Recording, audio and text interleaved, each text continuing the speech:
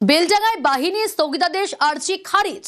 কেন্দ্রীয় বাহিনী মোতায়েনের স্থগিতাদেশ নয়, স্থগিতাদেশের আর্জি খারিজ সুপ্রিম কোর্টে।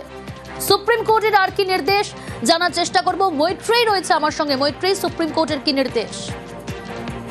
সর্বোচ্চ আদালত এদিন এনআইএ কে কার্যত এক হাতে নিয়েছে। প্রধান বিচারপতি সূর্যকান্ত এবং বিচারপতি জয়মাল্য বাগচির বেঞ্চে আজকে এই মামলা উঠেছিল, যেখানে রাজ্যের তরফ থেকে আবেদন জানানো হয়েছিল এবং যার পাল্টা রেসপন্ডেন্ট ছিল শুভেন্দু অধিকারী।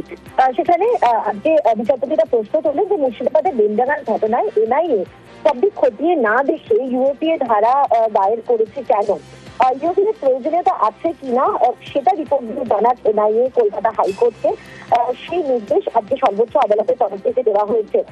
আজকে বিচারপতি জয়মাল্য বাগচি তিনি উল্লেখ করেন যে এর আগেও এরকম একটি ঘটনা দেখা গিয়েছিল, যখন 2025 সালের এপ্রিল মাসে এরকম একটি ঘটনা হয়েছিল এবং এনআইএ কে খতিয়ে দেখতে বলা হয়েছিল। সেখানে এনআইএ সেই নির্দেশের ওপর চুপ করে বসেছিল, কিন্তু এক্ষেত্রে তড়িঘড়ি তারা ইউএপিএ ধারাতে মামলা রুজু করে দিয়েছে।